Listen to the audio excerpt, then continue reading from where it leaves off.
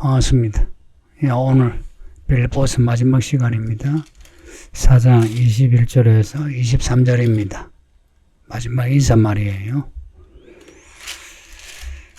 그동안 읽은 빌립보서 내용을 정리를 하고 마지막 인사말 보겠습니다.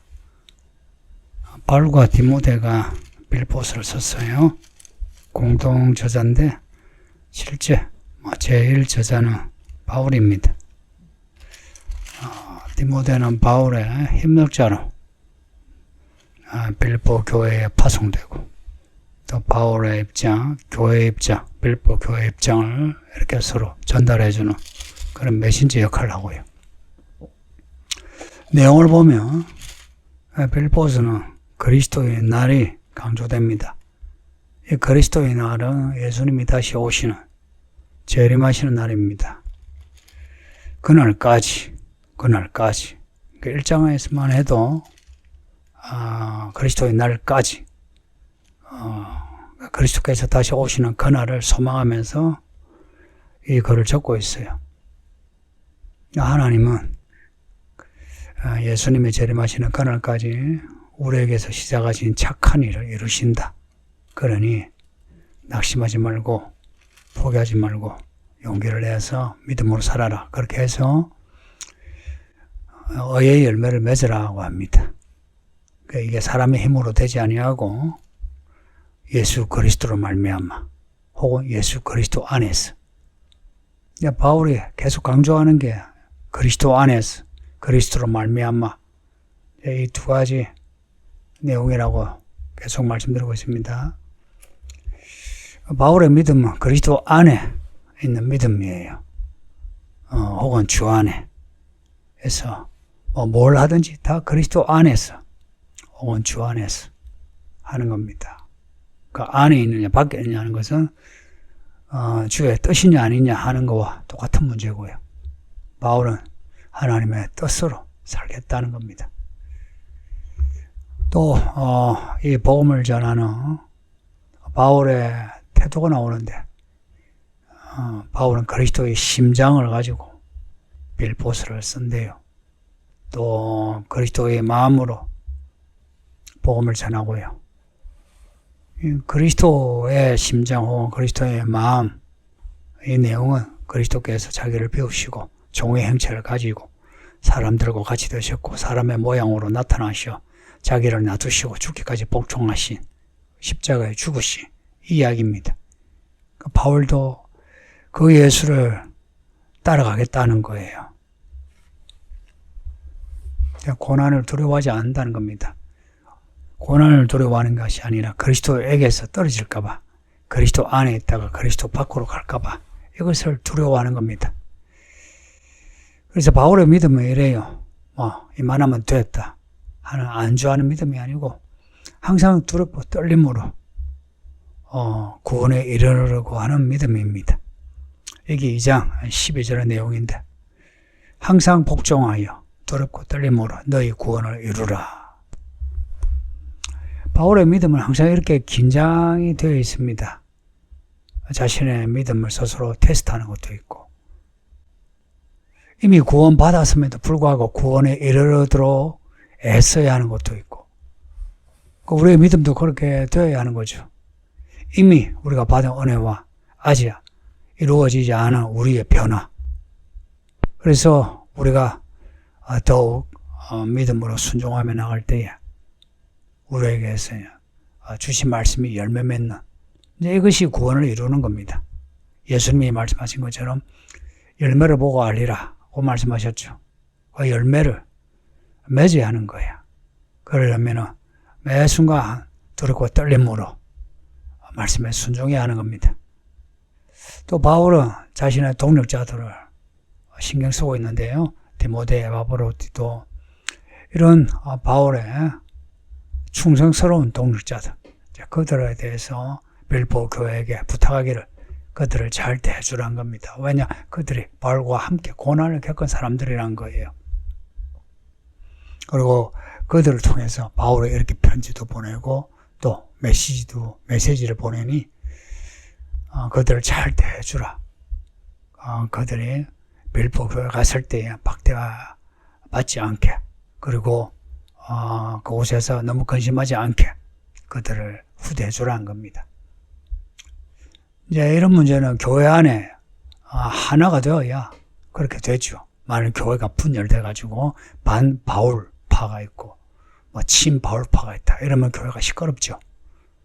근데 바울은요, 자기 자신이 하나님 편에 선 것을 알아요. 그리스도 안에 있는 걸 알아요. 그래서 자신의 복음을 받아들이지 않는 사람들에 대해서, 그들에 대해서는 그들은 개들과 행악자다라고 이야기합니다.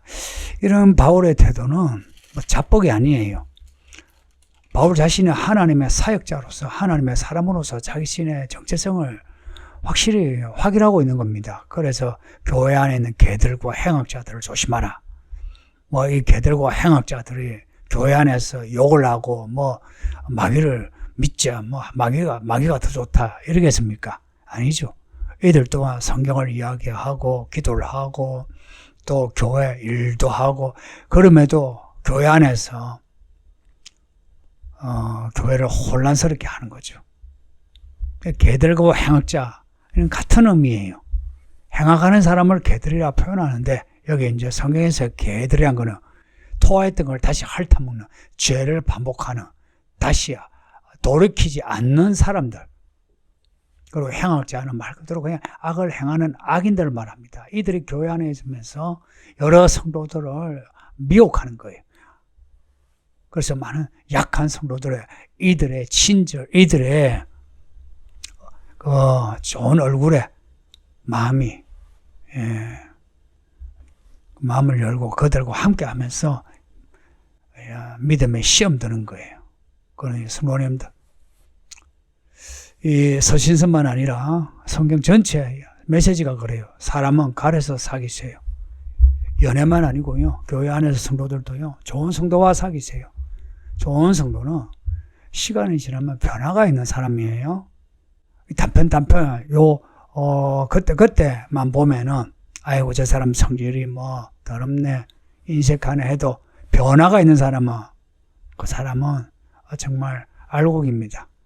알곡으로 익어가는 중간이에요. 근데 친절하고 온유하고 돈을 잘 써도 시간이 지나도 변화가 없고 사람을 얻는 어떤 열매가 없으면 그 사람은 바울이 지적하는 개들과 행악자가 분명합니다. 이제 이런 바울의 믿음은 우리의 시민과 우리의 좌표가 어디에 있어야 하는지 이제 이것을 분명히 합니다. 땅이 아니라 하늘에 있다고. 이 시민권이란 말은 번역은 아주 적절하게 잘했는데요. 근데 이제 단어의 내용은 우리의 나라, 국가 혹은 법, 우리의 정책, 이렇게 다양한 의미가 있습니다. 이게 의미하는 바는 우리가 뭘 하든지 하늘의 법을 따라야 된다. 하나님의 뜻을 따라야 된다. 하나님의 사람으로 살아야 한다. 하나님의 이야기를 살아야 한다. 이런 의미로 확장되어지죠. 그리스도의 날까지 그렇게 믿음을 지켜내야 하는 겁니다. 어떻게? 우리의 시민권이 땅이 아니라 하늘에 있다고. 그래서 이 땅에 있는 나라들 혹은 이 도시의 문화, 법, 체제, 너무 거기에 모든 걸 맡기지 마세요. 죽잖아요. 나이 들어서 죽고 사고 나서 죽고, 그리고 살아도 얼마나 살겠습니까? 우리가 살아있는 동안에는 이 땅에 마음을 주지 말고 땅의 사람이 아니라 하늘의 사람으로 삽시다. 참 아쉬운 거는 나이가 50이 넘고 60이 넘고 70이 넘은 사람일수록 더더욱 땅에 있는 것에 마음을 둬요. 돈, 집, 자녀들 여기에 마음을 빼앗겨서 믿음을 잃어버린 사람이 적지 않아요. 정말 이상한 일이에요. 교회를 안 다니면 몰라, 교회를 수십 년 다니면서도 그 마음이 땅에만 가 있어요. 그러면서 하나님의 나라를 그냥 뜬구름처럼 여겨요. 말은 천국에 가기를 원한다 그러죠. 천국에 가기를 원한다면 땅에서 우리가 하나님의 사람으로 살아야죠. 바울은 자신의 표대가 확실해요. 그리스도이시고 그리스도의 나라라는 것을 확실히 하고 있어요. 그렇게 했을 때에 하늘의 능력을 입는 거죠. 하나님이 누구시냐? 능력 주시는 자입니다. 그리스도가 누구시냐? 능력 주시는 자입니다. 성령이 누구시냐? 능력 주시는 자입니다. 무슨 능력? 우리의 삶을 감당할 수 있는, 그리고 그 감당만이 아니라 그 삶의 상황에서 열매를 맺을 수 있는 능력입니다. 그것을 성부와 성자 성령 하나님이 우리에게 주시는 거예요. 그래서 능력 주시는 자 안에서는 어떤 상황에서든지 이겨낼 수 있는 능력을 받게 됩니다. 이게 뭐냐? 일체의 비결입니다. 어떤 행편에서도 이길 수 있는 일체의 비결. 바울이 이런 표현을 했는데 정말 적절한 표현입니다.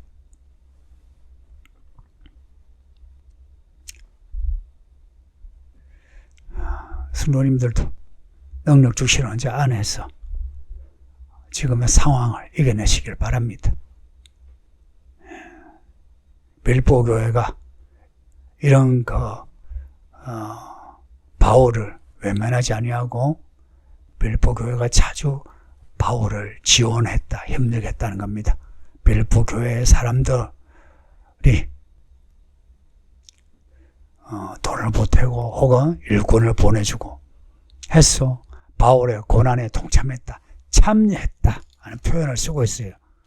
그들이 바울과 함께 동행하지 않았어도 바울의 고난에 참여했다, 바울을 지원했다.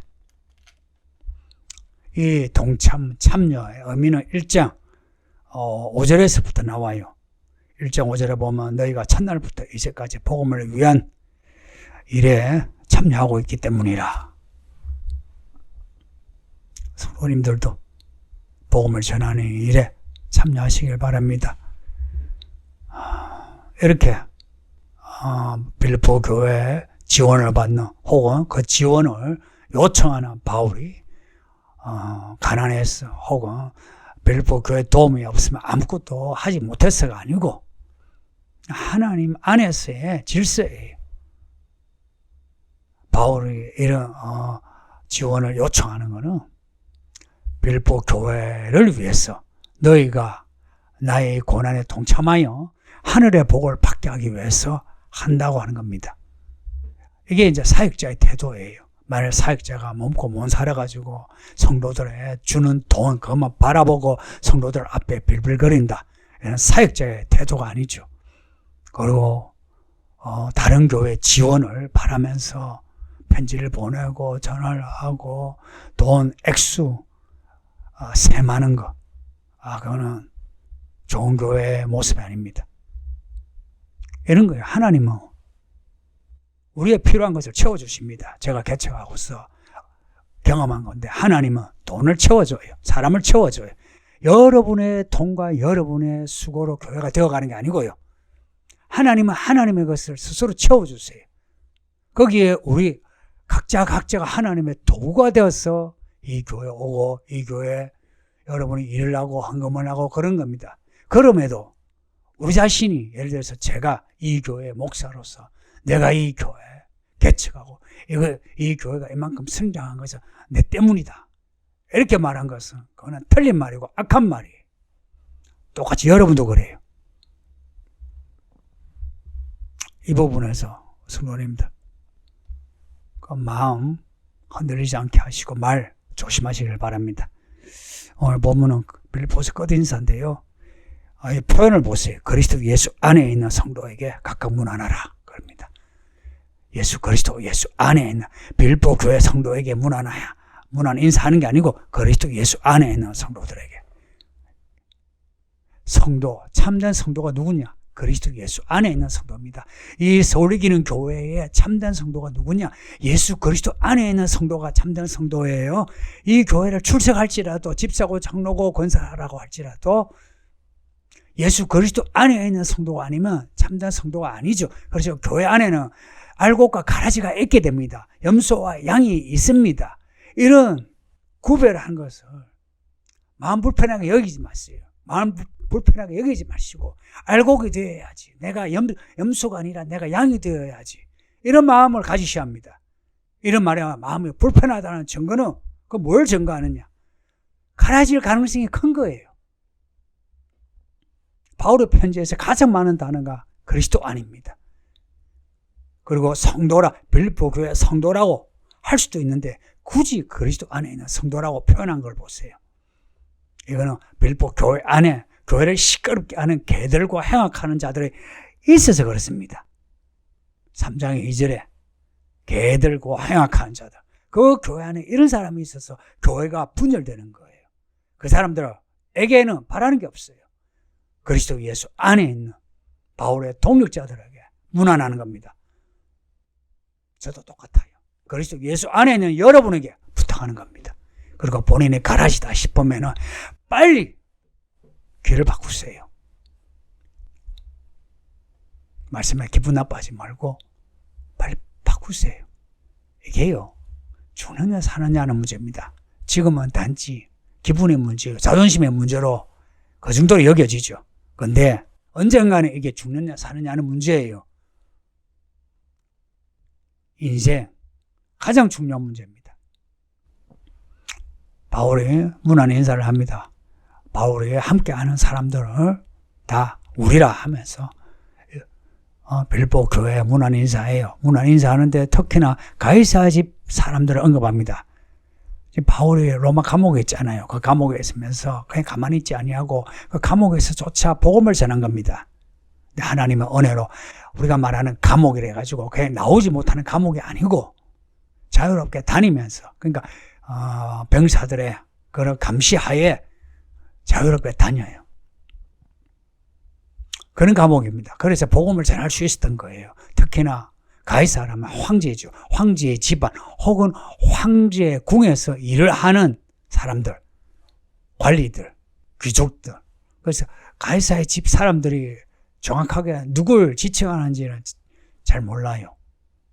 그러나 끝에 이렇게 특히 가이사의 집 사람들이 너에게 문안한다 라고 표현한 것은 로마에는 벌써 이런 가이사의 집 사람들, 가이사와 관련되는 이런 고관들이 복음을 받아들였다 하는 복음의 열매를 말해주는 겁니다. 그들이 너희에게 이렇게 안부 인사를 전한다. 이 글을 읽는 빌립보 사람들은 뭘 느끼겠습니까? 복음이 이렇게 전파되었네 하고 좋아하는 거예요. 이것은 바울이 높은 사람 좋아했어. 돈 많은 사람 좋아해가지고 야, 우리 교회 높은 사람이 들어왔어. 이걸 자랑하는 건 아니죠. 높은 사람이 들어왔을 때 이 복음이 이제 이렇게까지 전해졌어. 이 사람들을 얻었어 하는 복음의 열매를 말하는 겁니다.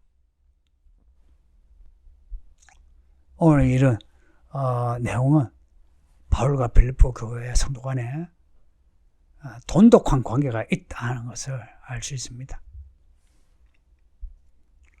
교회들 중에 빌립보 교회만큼 바울과 지속적으로 이렇게 동력한 교회가 없다 하는 겁니다. 앞에 우리가 고린도 전후서를 읽었는데 그 고린도 교회는 끊임없이 바울에 대해서 시비를 걸었어요. 그리고 바울이 고린도에 있을 때는 자비랑으로 본인이 일을 해서 돈 벌어서 목회를 했어요. 그러니까 고린도 교회와 바울 간의 관계, 빌립보 교회와 바울의 관계 보면은 좀 차이 나죠. 성도님들, 여러분 모두가 제 동력자가 되어주세요. 제 목회하는데 도움이 되어주셔야 합니다. 교회 일꾼은 그렇게 하는 거예요. 그렇게 해야 교회가 하나가 돼요. 제가 여러분을 무슨 따까리처럼 시키고 삥 뜯듯이 돈나라 하는 거 아니면은 여러분이 복음으로 달려가라고 하면 달려가야 하고 복음의 일에 참여하라면 참여해줘야 진정한 교회 일꾼입니다. 그리고 여러분에게 바라는 거 도움은 돈이 아니에요. 여러분 스스로가 하나님의 사람이 되세요. 가끔 착각하는 사람들이 있는데 그거는 스스로 자신이 돈에 매몰돼서 그래요. 돈 이야기해도 돈 이야기가 아니란 걸 아셔야 돼요. 하나님이 살아계셔가지고요. 당신이 돈 안 내도 하나님이 돈을 채워준다고. 하나님이십니다. 여러분의 삶에도 여러분 하나님을 바라본다면 우리에게 필요한 것을 다 채워주세요. 그래서 그리스도를 쫓아가는 것 외에는 모든 것을 배설물로 여길 수 있어야 합니다. 이 믿음을 우리 모두 다 가지기를 예수 이름으로 축복합니다. 아버지 하나님 감사합니다. 오늘도 이 말씀을 읽게 하시니 특별히 빌립보서를 이렇게 1장에서 4장까지 다 읽게 하시니 감사합니다. 빌립보서에서 읽고 들은 말씀을 잘 마음에 새겨 빌립보서가 이 말씀대로 살게 해 주소서. 우리 모든 성도들이 그리스도의 날까지 복음에 참여하는 하나님의 뜻대로 살아가는 성도들이 되게 해 주소서. 감사하고 예수님 이름으로 기도하옵나이다. 아멘.